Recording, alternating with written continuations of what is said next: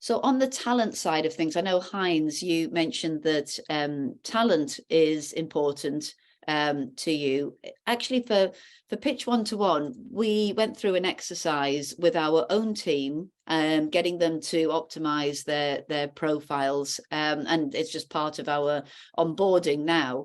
And we knew why it would be important, but it was actually surprising how much it helped us with our recruitment. What we found was the best candidates were actually sort of reading our posts as the leadership team, and so they felt like they knew us a bit, and they were getting quite sort of excited about that and meeting us. But actually what was even more interesting was good candidates actually take the time to look at who would be in their team, who are they going to be working with. And if those individuals are saying things about what they got up to in their working day, the fact that they're active at all makes them look, at least an appearance, that it's a good place to work, that they're excited about the place that they're working. I know there was a post from Princess. She just walked away at the she doesn't know I'm going to mention her here, but things like Princess posting about how she's never worked in a place where she could be herself as much, and those sorts of things are hugely valuable to people who are considering joining your team. In fact, for every piece of content that an employee shares, at least one person will view a job listing. And so it's great for talent acquisition, but it's also good to engage your existing team. I've got some stats here. Employees at socially engaged companies are 27% more likely to feel optimistic about their company's future, and 15% more likely to feel connected to their co-workers. So I know Kirsty's here today. I hope you don't mind me mentioning how we're working together, because Kirsty and the team at the legal director actually came to us with an idea to use Sales Navigator that's normally used for new business, to actually choose the candidates that you want to work with, because you want to make sure that in Kirsty's case, they're in-house lawyers rather than lawyers working for law firms. So can we do some Sales Navigator filtering that tries to find exactly those people? Are they at the right point in their career that would be a good fit for this job role that you've got? And although this is alongside a normal recruitment process for the legal director, it's meant that they've been able to set up a lot of relationship calls with exactly the right people. And even if it's not the right time for them, then it's a pipeline that's building up. And it's important to stay front of mind posts about work-life balance or things that are really interesting about the industry, so that when that person is ready to make their move from their current role, that they're seen as a good alternative. So it's interesting how the legal director have been able to leverage what we would normally use from a sales perspective, exactly the same tools and techniques, but a completely different goal.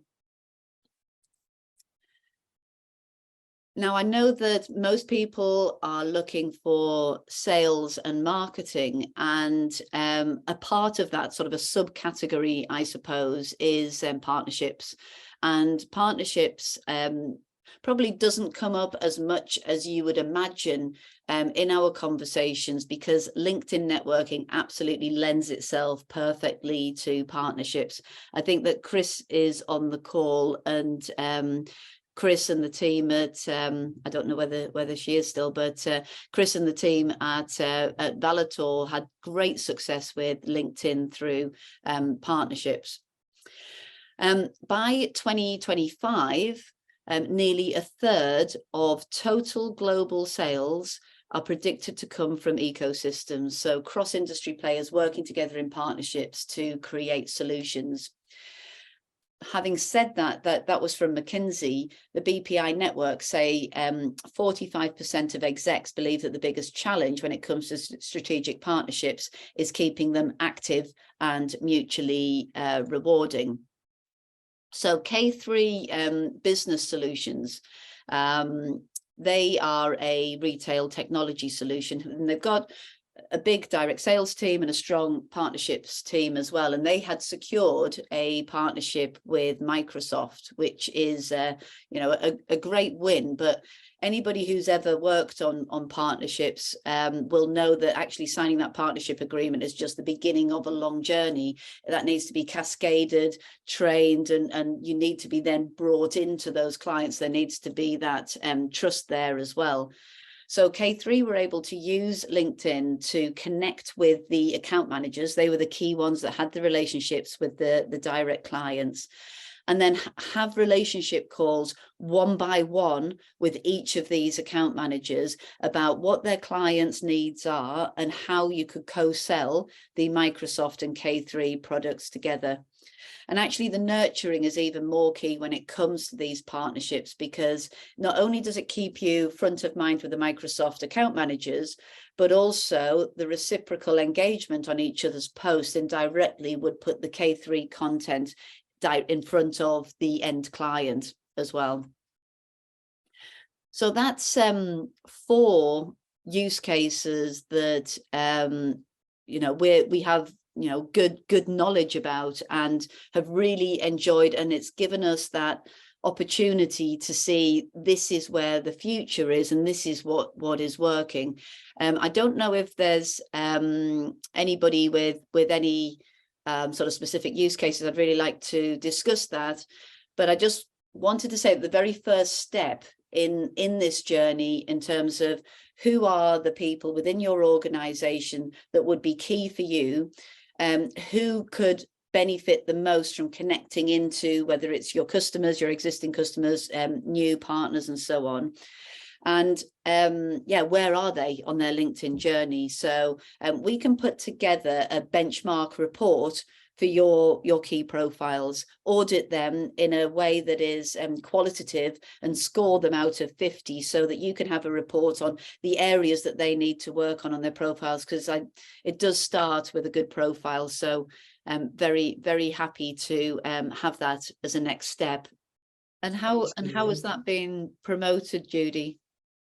Well, Princess and her team have been writing to people who've been in touch with us, and also we've put a post up about it, you know, through LinkedIn. And I've been writing personally to all the people who have been in touch with me through the leads, but have not actually had a conversation with me. You know, so it's a double reminder, if you like, without, you know, a bit different. So it's attracting people who I'd talked to or approached about the beginning of the year, and it's now, you know, I've got back in touch and it's having a response. So thought it's very thankful to Princess and Charlie and everybody else in the team, Rosie, who have been helping us with that.